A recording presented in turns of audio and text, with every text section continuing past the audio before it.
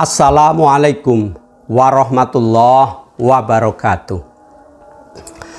Salah seorang tabi'in, Sufyan bin Uyainah, pernah berkata, siapa yang membagus-baguskan diri untuk manusia dengan sesuatu yang Allah ketahui bahwa hal tersebut tidak sama seperti yang dilihat manusia, maka Allah akan menjatuhkan kehormatannya.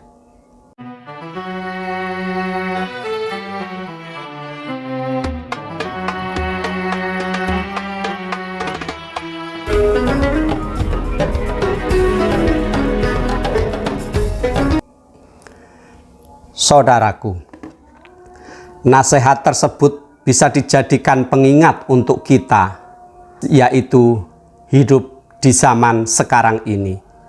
Zaman di mana ingin selalu tampil bagus jika dilihat dan ingin dipuji oleh orang lain.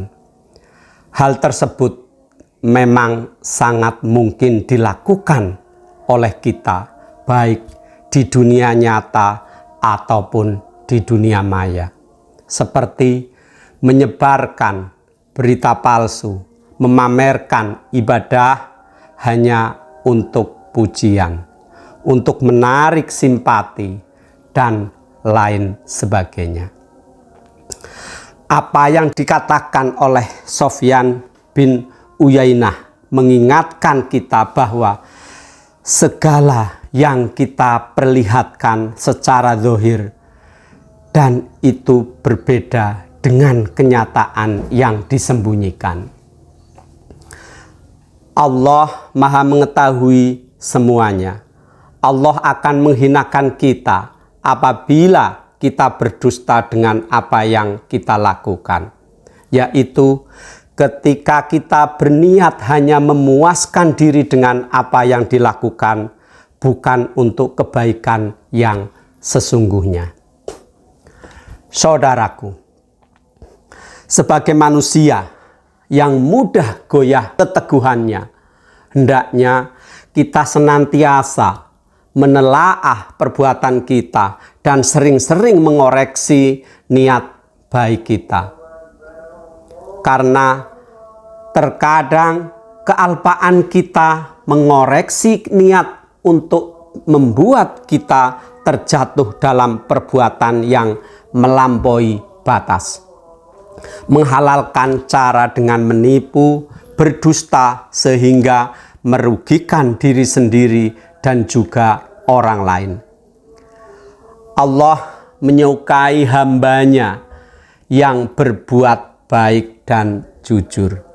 Allah juga menyukai keindahan sehingga menyuruh kita senantiasa untuk membaguskan diri dan niat kita. Melarang kita menampakkan aib dan menganjurkan untuk tidak berkata sesuatu kecuali yang baik-baik saja melalui sabda Nabi. Tidak ada yang salah dari berbuat baik di depan orang lain. Akan tetapi, jangan sampai hati kita dipenuhi oleh sifat jelek dari dusta dan ria. Berbuat baik dengan maksud ria adalah membohongi Allah dan juga membohongi diri sendiri. Tidak ada baiknya, hanya ada kerugian di akhir nanti. Sama halnya dengan berbuat dusta dan berkata bohong. Hal itu dapat merugikan diri sendiri dan orang lain. Larangan berkata dusta dan melakukan suatu kebohongan telah disampaikan di dalam Al-Quran dan Al-Hadis, dan jauhilah perkataan-perkataan dusta. Quran surat Al-Hajj ayat 30. Dan jauhilah oleh kalian berbuat dusta, karena dusta membawa orang kepada kejahatan, dan kejahatan mengantarkan kepada neraka. Hadis riwayat Bukhari dan Muslim. Dalam ayat lain Allah mengabarkan kerugian orang-orang yang meremehkan kebohongan dan mengatakan sesuatu yang tidak mereka ketahui. Karena kebohongan adalah suatu kesalahan yang besar.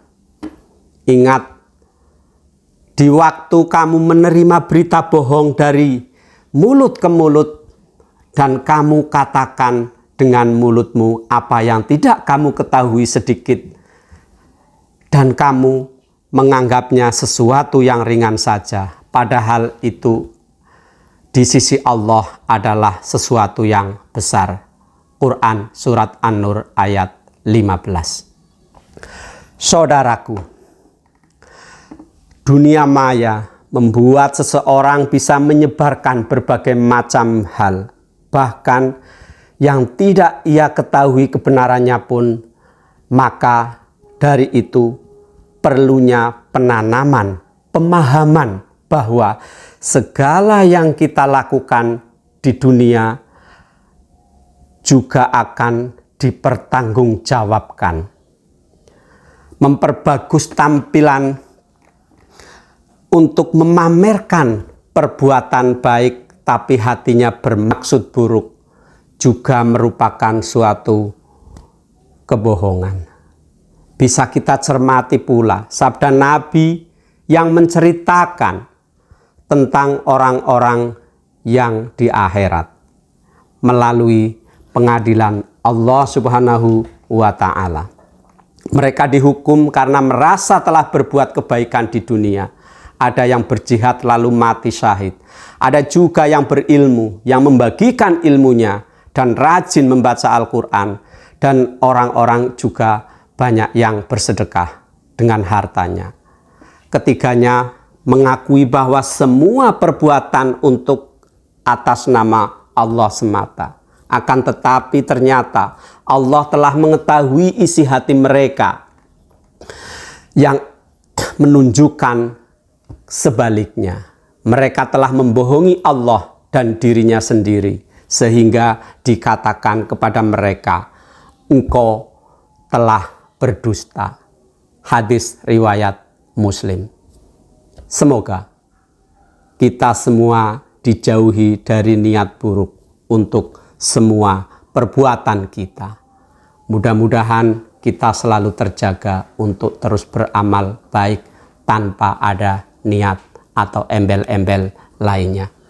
Terima kasih. Assalamualaikum warahmatullahi wabarakatuh.